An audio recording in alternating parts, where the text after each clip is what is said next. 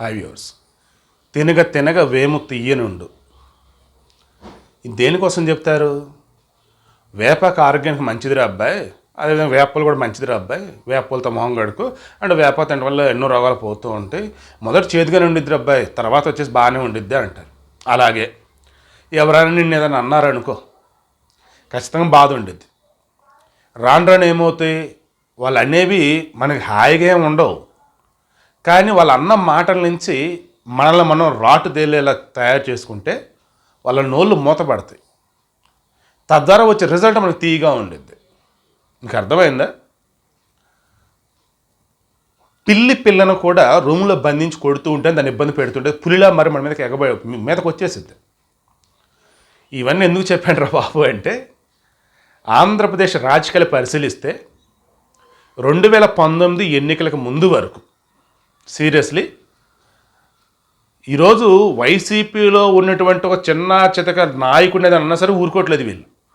ఆనాడు Lokesh Panchayati Raj and IT శాఖ మంత్రిగా ఉన్నారు. ఆయనని ఈ వైసీపీ వాళ్ళు అదే కొంతమంది పేటీఎం బ్యాచ్ ట్రోలింగ్లు చేసినట్టు, మీమ్స్ క్రియేట్ చేసినట్టు ఎవ్వరు చేయాల. పప్పు అన్నారు, అదన్నారు, ఇది ఘోరాతి ఘోరంగా పడ్డాడు.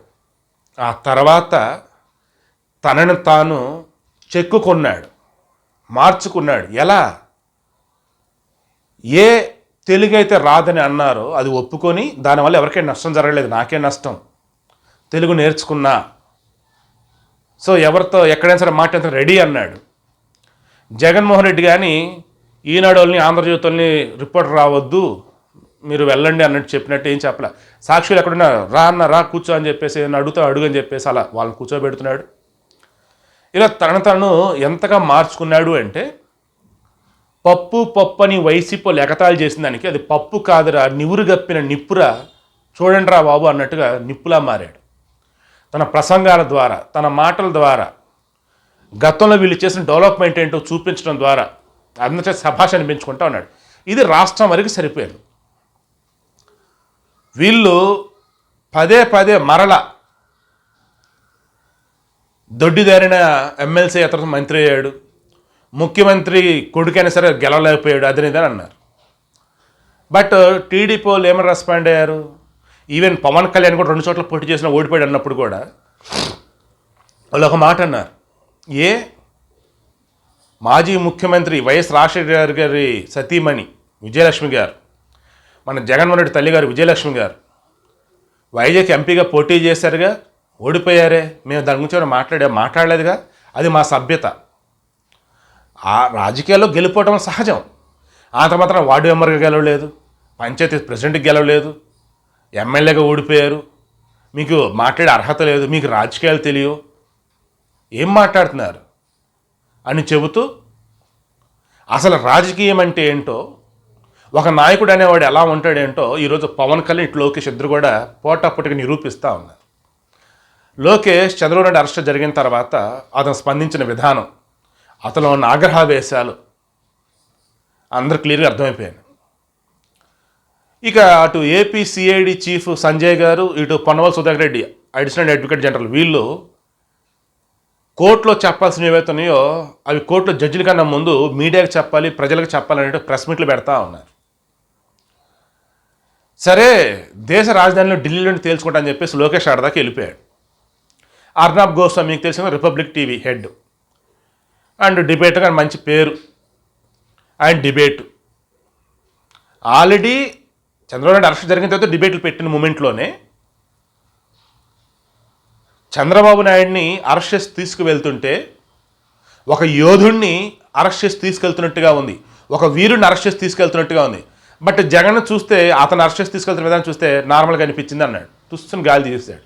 Of course seems to be like that, అంతకుమించి ఏం లేదు. ఇక డిస్కషన్స్లో కూడా చంద్రబాబు నాయుడు అనే వ్యక్తి ఏం డెవలప్మెంట్ చేశాడు, అసలు ఆయన తప్పు ఏంటి, అండ్ ఇది కేసు నిలబడే కేసా లేదా ఏంటని చెప్పి అన్నీ మాట్లాడుతూ ఉన్నారు. ఇక అదే మూమెంట్లో లోకేష్ ఢిల్లీ వెళ్ళాడు. పార్లమెంట్ సమస్యలు జరుగుతున్నాయి కదా ఈ రోజు నుంచి, సో దానికి సంబంధించి అక్కడ ఉన్నటువంటి వీళ్ళు ఎంపీలకు దిశానిర్దేశం చేయటం ఏమంటాడు ఏంటని, అండ్ వివిధ రాజకీయ పార్టీ నేతలు కూడా కలిసి ఆల్రెడీ చాలామంది చంద్రబాబు గారు సపోర్ట్ ఇచ్చున్నారు కాబట్టి అదే సమయంలో జాతీయ మీడియాకి ఇంటర్వ్యూలు ఇస్తూ ఉన్నారు.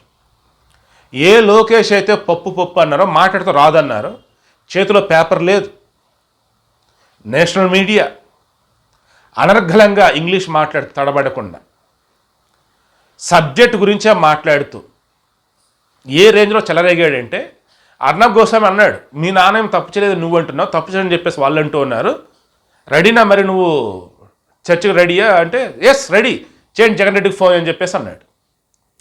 లేదు ఆయన కదా వాళ్ళ పార్టీ వాళ్ళు కూర్చుంటారంటే హాఫ్ నాలెడ్జ్తో నేను కూర్చోను రమ్మన్నాడు ఆయన అన్నట్టుగా అన్నాడు. అండ్ దట్ మీన్స్ అక్కడ హాఫ్ నాలెడ్జ్ ఫుల్ నాలెడ్జ్ అని కాదులే కానీ చిన్న చితకలు వీళ్ళతో కాదు డైరెక్ట్గా అతనితోనే కూర్చుంటాను, తీసుకొచ్చి చర్చలో కూర్చోబెట్టండి అన్నాడు. సో లోకేష్ పప్పు పప్పు అన్నారు కదా వీళ్ళే వైసీపీ వాళ్ళు, లోకేష్కి ఏం తెలియదు అంటున్నారుగా, మరి ఏం తెలియని ఆ పిల్లోడు ఈరోజు అన్నీ నా దగ్గర ఉన్నాయి రండి అని అంటూ ఉన్నాడు.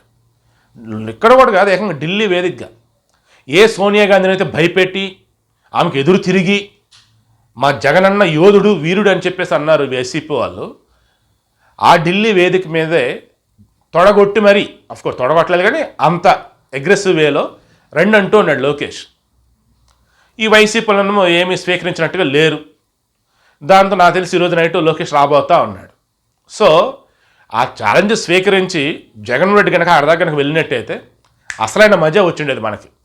సో ఫైనల్లీ నేను చెప్పదలుచుకుంది, పప్పు పప్పు అన్నారు నిప్పులా మారాడు, ఏం తెలీదు అద్దెనిదే అన్నారు, తండ్రి చాటు బిడ్డ ఇదని అన్నారు.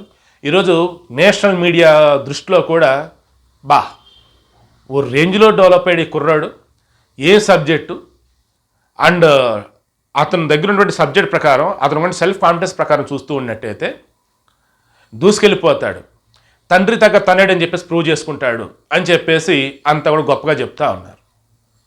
బట్ జగన్మోహన్ రెడ్డి గారిని చూసిన వాళ్ళు మాత్రం వైఎస్ రాజశేఖర రెడ్డికి జగన్మోహన్ రెడ్డికి చాలా తేడా ఉంది, ఆయన దగ్గర పట్టు విడుపులు ఉండేవి, బట్ మన జగన్ దగ్గర అలా కాదు, ఇతను ఏదైనా ఉంటే అదే అని చెప్పేసి సాక్షాత్ పవన్ కళ్యాణే అన్నాడు.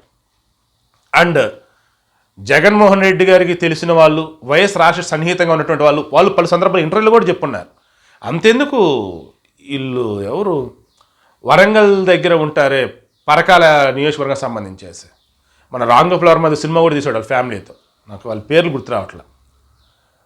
వాళ్ళు సైతము తెలంగాణ ఉద్యమం ఉధృతంగా జరుగుతున్న మూమెంట్లో కూడా కొండా సురేఖ దంపతులు వారు సైతం ఏ రకంగా జగన్మోహన్ రెడ్డి సపోర్ట్ ఇచ్చింది, ఆ తర్వాత జగన్ విశ్వరూపం తెలిసిన తర్వాత ఎందుకు ఆయన దూరంగా ఉన్నది ఏంటని చెప్పేసి ఓపెన్ హెడ్ విత్ ఆర్కేలో వాళ్ళు కూడా చెప్పున్నారు.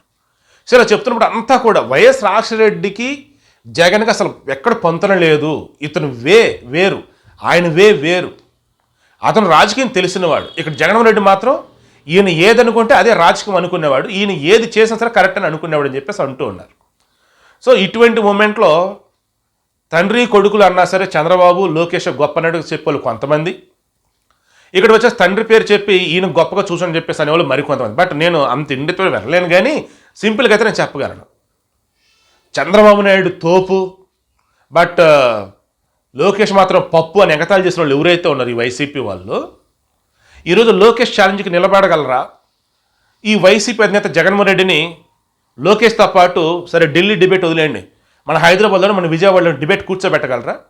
లేదన్నప్పుడు అమెరికాలో కానీ ప్రెసిడెంట్ క్యాండిడేట్స్ ఎవరైతే ఉంటారో వారికి ఒక స్టేజ్ ఇస్తారు, మాట్లాడని చెప్తారు. సో అలా మాట్లాడగలరా? నేనైతే ఆ రోజు కనుక వస్తే సూపర్ అని అనుకుంటున్నా. బట్ ఆ సమయంలో లోకేష్ చేతిలో పేపర్ ఉండకూడదు, జగన్ చేతిలో పేపర్ ఉండకూడదు, ఎదురుగా మీడియా ఉండాలి, వీళ్ళిద్దరూ స్టేజ్ మీద ఉండాలి, వాళ్ళు అడిగేవాడికి వీళ్ళు సమాధానం చెప్పాలి, లేదా వీళ్ళ దగ్గర నువ్వు ఏవైతే ఉన్నాయో అవి జనానికి చెప్పాలి. ఆ రోజు కనుక వస్తే ఏపీ రాజకీయం సరికొత్త పుంతలు తొక్కడం గ్యారంటీ అండ్ బాగుపడటం గ్యారంటీ. ఏది ఏపీ